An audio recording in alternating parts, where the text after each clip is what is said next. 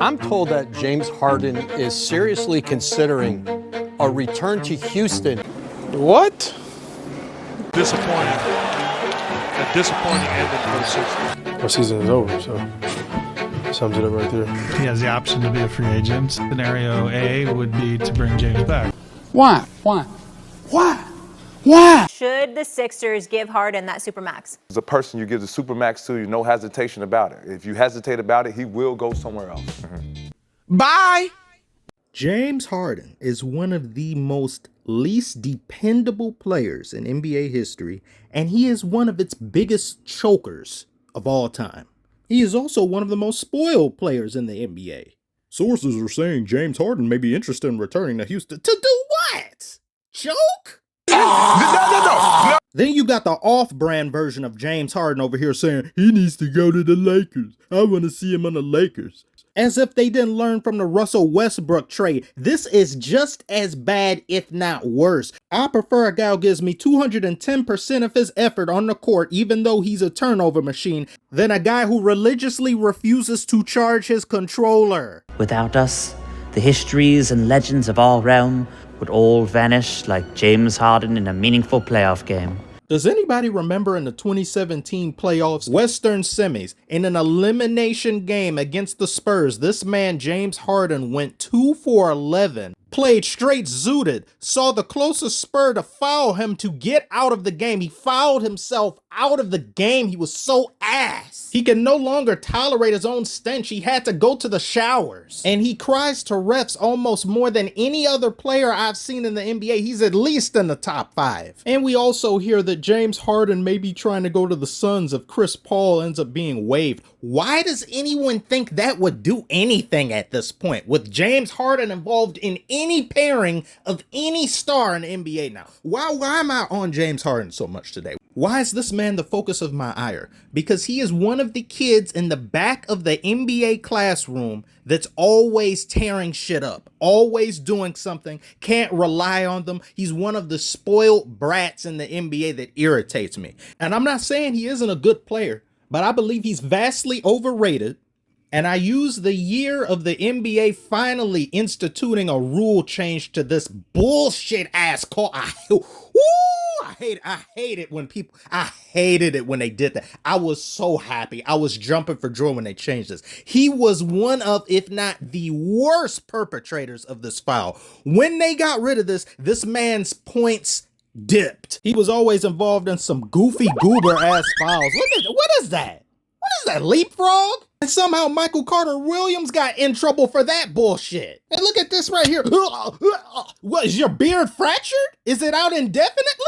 What is that? And they give him a foul for that. Ooh, I hated it. I hated it so much. Now some will say, oh, well, he's only utilizing the flimsy nature of the NBA and its rules and regulations to his advantage. Do you respect a player like that, though? Do you really? Like, oh, I recognize your game, son. You sure know how to ball, don't you, kid? No! I've been seeing James Harden's name thrown around a lot because it's NBA offseason time, the trades and all the drafting and stuff that's about to go crazy. Everyone's going, oh my God, players are going here, there. The rumors, the gossip. Great time to be in.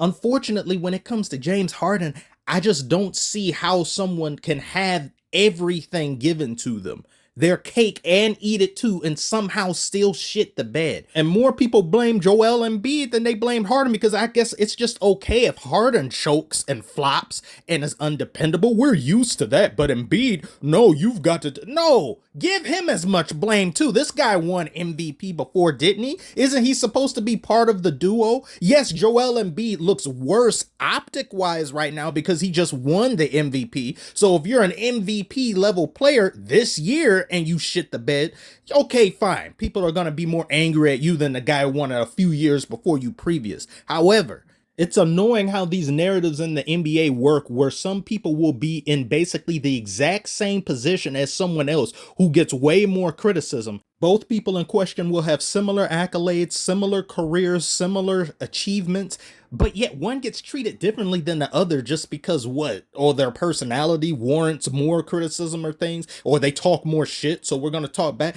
But in this situation, it's like, well, why aren't you giving him the same amount of anger and vitriol? This guy had everything, as I previously stated. Plenty of star players of old would have killed to have as many opportunities as James Harden was given. And he never did anything with them. The lights were too bright. He just refused. You gave him Dwight Howard. What, Dwight Howard was injured one of the times or something, but what's Harden's excuse? You just didn't utilize him. You gave him Chris Paul, didn't do nothing with that. They shot themselves out the game against the Warriors. Then you gave him Westbrook, somebody who he was okay with having, but then he didn't like that either. So then what does he do? He basically decides to quit himself out of Houston by putting on a fat suit, gaining as much weight as possible, loses all of the weight once he gets to Brooklyn, and then that ends up causing his hamstring injury eventually somewhere down the line, putting on this much weight and losing it and doing that, just fluctuating. Karma came back. I do feel bad for him being in Brooklyn because, yeah, he did want to win. He put his best foot forward there mostly, but Kyrie was over here being weird Kyrie. Durant was out with an injury. It was just too much bull crap. But he wanted out. He just wanted to get out of there. I said, why don't you just stay? Where are you going to go? Then he goes to Philadelphia. I said, okay, yeah, a pairing between him and Embiid should be good. But you've been here multiple years and you've come up short when you've had everything at your disposal to be successful. You just find a way to fail. And it's no one else's fault except you. Your best years are probably behind you. And you shouldn't even be wanting a supermax. If that's true of what Patrick Beverley was stating and some other, how do you get a supermax playing like you do every single year after year in the playoffs, shitting the bed over and over and over again? Are you Amber Heard? So if he were to wind up in Phoenix, that team isn't winning anything. Him and Durant aren't winning. Durant has Batman ability, but Robin intangibles.